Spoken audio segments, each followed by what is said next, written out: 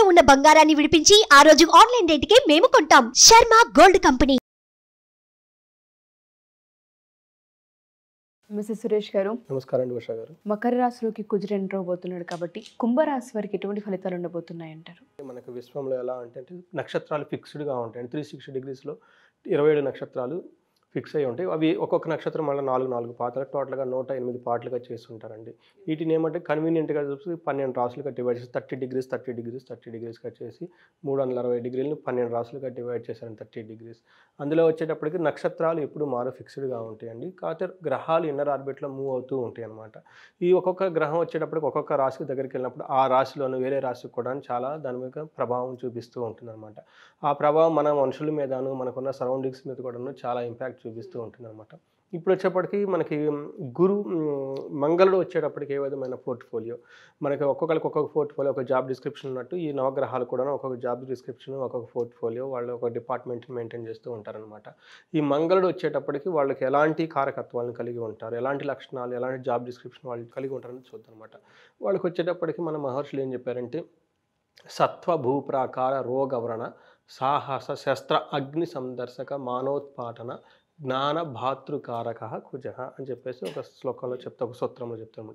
దాన్ని మీకు మంగళుడు ఎలాంటి వాటికి రిప్రజెంటేషన్ చేస్తూ ఉంటాడు, సత్వగుణానికి మనకున్న సత్వాన్ని, స్టామినాని, బలాన్ని రిప్రజెంటేషన్ చేస్తాడు. భూమిని, రియల్ ఎస్టేట్కి సంబంధించిన భూమిని, ప్రాకారం అంటే హద్దులు, వాటికి సంబంధించి రోగాలకు సంబంధించి, గాయాలకు సంబంధించి, సాహసానికి సంబంధించి, శస్త్రాలు మన వాడే వెపన్స్ ఏమైనా ఉన్నా కానీ, అగ్నికి సంబంధించి, కీర్తి ప్రజలకు సంబంధించి, చెడును బయటకు కొట్టాల్సిన కావాల్సిన కెపాసిటీని, తర్వాత జ్ఞానాన్ని, అన్నదమ్ముల్ని, వీటికి సంబంధించిన కారకులు మాత్రం మనకి కుజుడి గురించి చూపిస్తూ ఉంటారు అనమాట. ఇప్పుడు వీళ్ళు కుంభరాశిలో ఉండటం వల్ల మనకి ఎలాంటి ప్రభావం అంటే చూద్దాం. ఫస్ట్ కుంభరాశి అని వాళ్ళకి చూద్దాం. కుంభరాశి వాళ్ళకి ధనిష్ట 2, 3, 4 పాదాలు, శతభిషం 1, 2, 3, 4 పాదాలు, తర్వాత పూర్వభద్ర 1, 2, 3 పాదాలు.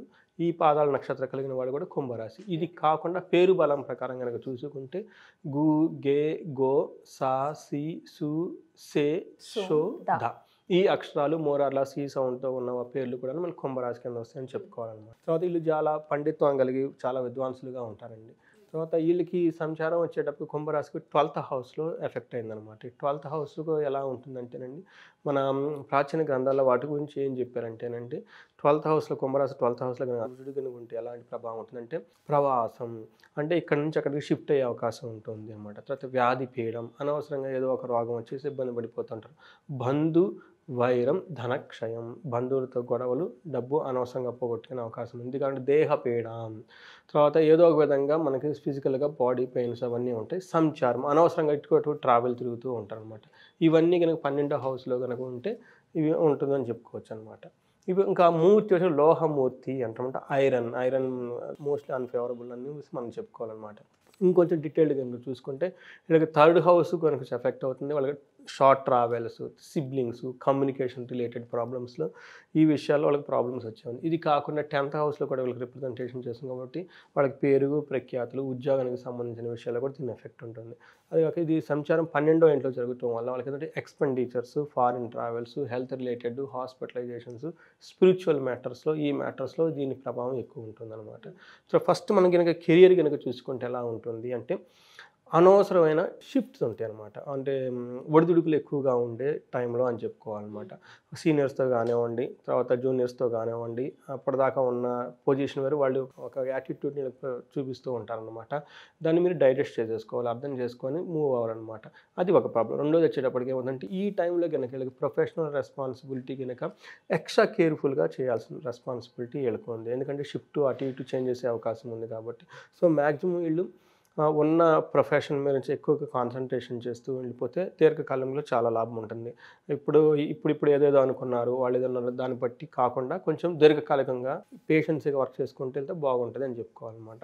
తర్వాత ఎక్కడికైనా వీళ్ళకి ఇంటర్నేషనల్ ట్రావెల్స్ కానివ్వండి, వేరే ట్రావెల్స్ వచ్చినా కానీ ఇది మంచిది అని మనం చెప్పుకోవచ్చు. ఆ విధంగా అయితే వాళ్ళకి వచ్చే అవకాశం ఉంది కాబట్టి వాటిని ఎన్కాష్ చేసుకొని ఒక మంచి ప్లానింగ్తో వెళ్తే బాగుంటుంది అనమాట. ఫైనాన్షియల్ కనుక మనం చూసుకుంటే డిసిప్లిన్ చాలా ఎక్కువ, ఎందుకంటే ధనక్షయం అని చెప్పారని కాబట్టి ఎలా పడితే అలా చేస్తే అవ్వక ఉండదు. ఫైనాన్షియల్ మ్యాటర్స్లో వాళ్ళకి చాలా అన్నోయింగ్లీ మిస్టేకులు చేసే అవకాశం ఉంది కాబట్టి కేర్ఫుల్గా ప్లాన్ చేసుకోవాలి. ఇంకొక సెన్స్లో ధనాన్ని బయటకు తీయకుండా ఉంటేనే సరే, ధనం రిలేటెడ్ మ్యాటర్స్ ఏమైనా ఉంటే పోస్ట్ పోన్ చేసుకుంటే ఇంకా మంచిది అని చెప్తాం అనమాట. ఫైనాన్షియల్కి సంబంధించి చాలా స్ట్రాటజీగా ఉండాలని చెప్పిన పర్సనల్ ఫ్రంట్లో ఎలా ఉందంటే గొడవలు అయ్యే అవకాశం ఉంది. మనం బంధువులతో వైరం వచ్చే విధంగా ఉంది కాబట్టి ఇంట్లో వాళ్ళతో గొడవలు అయ్యే అవకాశం ఉంది కాబట్టి చాలా కామ్గా ఉండాల్సిన టైం అని చెప్పాలండి. తర్వాత ఇవి కాకుండా ఇంకేమున్నాయి మనం కనుక చెప్పుకుంటే అన్ఎక్స్పెక్టెడ్గా ఎలాంటి డెసిషన్ తీసుకోవద్దు. ఓకే, సడన్గా ఏదో వచ్చేసింది, ఒక ఫాస్ట్గా డెసిషన్ తీసుకునే సిచ్యువేషన్ కాదు. ఆలోచించి 1-2 సార్లు డెసిషన్ తీసుకోవాలి. హెల్త్ వైజ్గా ఎనర్జీ చాలా పాజిటివ్గా ఉంటుంది, కానీ అదేవిధంగా దేహ పీడామని ఉంది కాబట్టి వాళ్ళకి అనవసరమైన టెన్షన్స్ వచ్చే అవకాశం ఉంది. కాబట్టి ఆ ఉన్న ఎనర్జీని సద్వినియోగం చేసుకోవడానికి కొంచెం యోగా, మెడిటేషన్ ఇవి చేస్తే బాగుంటుంది. ఇవి ఓవరాల్గా బ్రాడ్గా మనకి వీళ్ళకి వచ్చేటప్పుడు. బట్ మనం ఏం చెప్తానంటే కొంచెం ఈ టైంలో వాళ్ళు వెయిట్ చేసి ముందుకెళ్తే బాగుంటుంది. ఏదైనా డెసిషన్ తీసుకునే కంటే ఏదైనా వచ్చినా కానీ పర్సనల్ రిలేషన్షిప్, ఆఫీస్లో ఎవరైనా ఏదైనా మాట్లాడినా కానీ పట్టించుకోకుండా ఉండి దాన్ని అవాయిడ్ చేసి వాళ్ళకి రియాక్ట్ అవ్వకుండా ఉంటే చాలా బాగుంటుంది. వీళ్ళకి దుర్గా సప్తస్లోకి అని ఉంటుందండి, అది చాంట్ చేసుకుంటూ ఉంటే మెంటల్గా చాలా బాగుంటుంది. ఎందుకంటే ఈ అనవసరమైన బ్లేమింగ్స్ ఇవి రాకుండా ఉంటుంది అనమాట, అమ్మ కాపాడుతూ ఉంటుందండి. ఇది వచ్చేటప్పటికి మనకి క్లుప్తంగా కుంభరాశి వారికి. సో ఒకవేళ కుంభరాశి వాళ్ళు కనుక ఈ 28 డేస్ 38 డేస్కి సంబంధించి ఒకసారి జాతకరీత్యా పర్సనల్గా మీట్ అవ్వాలి అనుకున్నా ఏ విషయాల్లో జాగ్రత్తలు వహించాలి, పాటించాల్సిన రెమెడీ ఏంటి, అండ్ డేట్ ఆఫ్ బర్త్ని బట్టి కూడా, టైంని బట్టి కూడా కొంత మారే అవకాశం ఉంటుంది. కాబట్టి ఎవరైనా బిజినెస్లోకి వెళ్ళాలి అనుకున్నా ఒకసారి ఇంటరాక్ట్ అవ్వాలి మీతో అనుకుంటూ ఉంటారు సలహాల కోసం. అలా మనం అపాయింట్మెంట్ త్రూ వాళ్ళని తీసుకునే అవకాశం ఉంటుందా? దాంతోపాటు మనం ఒక క్లాస్ కూడా డిజైన్ చేశాం కాబట్టి ఆఫ్లైన్ త్రూ ప్రతి ఒక్కరు దాన్ని తీసుకోవచ్చు అని చెప్తూ ఉన్నాము. ప్రతి ఒక్క ఇంట్లో ఆస్ట్రాలజర్ ఉండాలని మీరు చెప్తూ ఉన్నారు. సో ఎలా అప్రోచ్ అవ్వాలి? సో ఫస్ట్ థింగ్ అండి, ఇది మనకి మహర్షి ఇచ్చిన గొప్ప జ్ఞానం అండి. ఓకే, ఇది పరాశర మహర్షి నుంచి, శనకాదుల మహర్షి నుంచి, పరాశర మహర్షి నుంచి మనకి ఎప్పటి నుంచో వస్తూ ఉందన్నమాట. అంతా ఒక మనిషికి గొప్పగా ఎదగటానికి కావాల్సిన విధానాలు అన్నీ వాళ్ళు రాసి పెట్టేశారండి.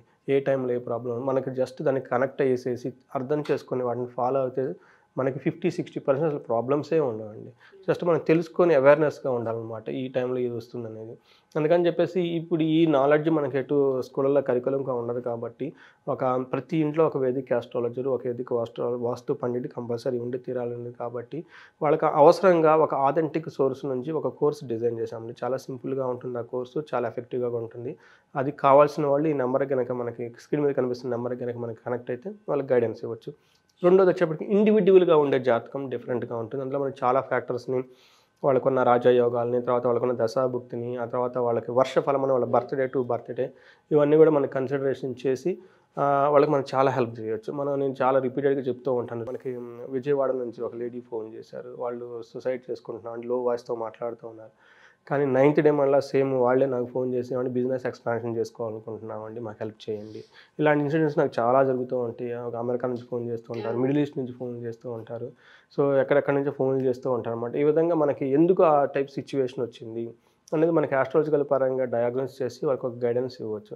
సో అలాంటి వాళ్ళు ఇంట్రెస్ట్గా ఉన్న వాళ్ళు కూడా ఈ స్క్రీన్ మీద కనిపిస్తున్న నెంబర్ కనుక మనకి కనెక్ట్ అయితే మనం వాళ్ళకి హెల్ప్ చేయొచ్చు అండి. ఉషా గారు, thank you sir, thank you so much. Thank you Usha గారు. సో విన్నారు కదా, సురేష్ గారు చెప్పినట్టుగా ఎవరైనా పర్సనల్గా అపాయింట్మెంట్ తీసుకోవాలి అనుకున్నా, లేదా కోర్స్ డీటెయిల్స్ తెలుసుకోవాలి అనుకున్నా, మీరు కనుక కింద స్క్రోల్ అవుతున్న కాంటాక్ట్ నెంబర్ని కాంటాక్ట్ చేస్తే సురేష్ గారి మీకు పూర్తి వివరాలను అందజేస్తారు. Thank you.